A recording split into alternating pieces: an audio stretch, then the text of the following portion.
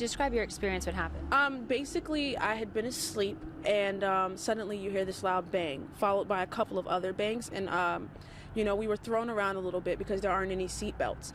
And you hear, a couple of people screaming, and the bus is sort of smoking. And my first thought immediately was to get the women and children off the bus.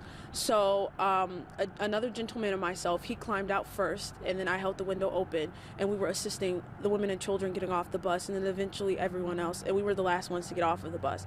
Our main concern was making sure everyone was okay. Did you know initially that there was a crash? At first, I thought it was a minor crash until I looked up and saw how bad it was. I mean, the toilet water was all over the floor. There was people's things from the back of the bus ended up in the front of the bus. Some of the things that you put your luggage in at top were broken off completely, and the front of the bus was smashed in entirely.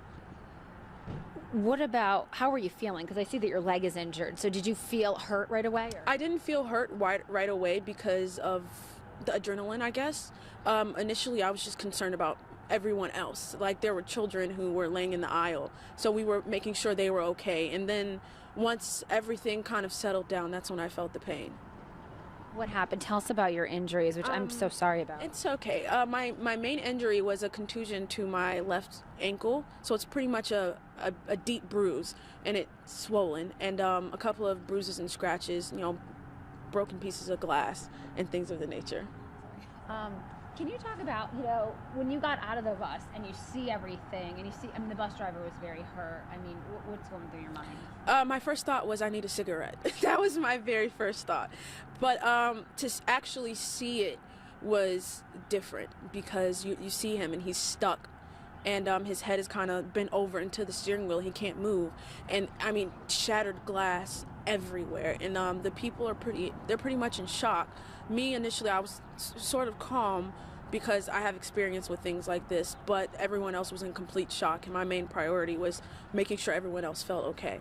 So you said you used to be in the military? Yeah, I used to be in the military, the Air Force. You used to be in the Air Force. So you were like, can you talk about, Thanksgiving is coming up in a couple weeks. How do you feel right now? Honestly speaking, it may sound weird, but I feel blessed because this could have gone a lot worse. Where we stopped was just short of a ledge for a highway, and if we would have gone a couple of feet further, we would have flipped over. And thankfully, no one died, no one got, seriously injured besides the bus driver. So I feel blessed that, it happened the way it did. And you were actually sitting next to a man, you're just talking, how it is, you sit next to a stranger, and you guys are kind of, I'll get some shots of you. You guys have kind of bonded all over this. Can you talk about that? Well, me and the gentleman I was with, we were actually the ones helping everyone, and we were the last ones off of the bus. So I guess it was that sense of bonding that happened, and we all ended up going into the ambulance together, and we were at the same hospital together. So from there, we've pretty much been making sure that everyone's okay, that we're, coming down from the anxiety of the accident. Do you think you'll keep in touch with any of these people from this crash? I think I will. I really do. I mean, it turns out some of us live right down the street from each other, so in a way this accident brought a lot of us a lot closer together. That's so, that's interesting. How old are you? I'm 20. Okay, so you're young. I am. To be going through this. Okay, anything else you wanted to say? Anything else we didn't talk about? Actually, I did want to mention the Red Cross. They've been so very helpful during this entire ordeal. They were kind enough to pay for cabs from the hospital to the bus station. They gave us snacks and vouchers for food and things like that, water, to make sure everyone's okay. And I just wanted to make sure that people knew that they were very helpful. Will you ever get on a bus again? No. No. They want us to get on a bus right now, but I'm not going to get on a bus. Not right now. I need some time. Do you think you want to take a train? I'm going to take a train back.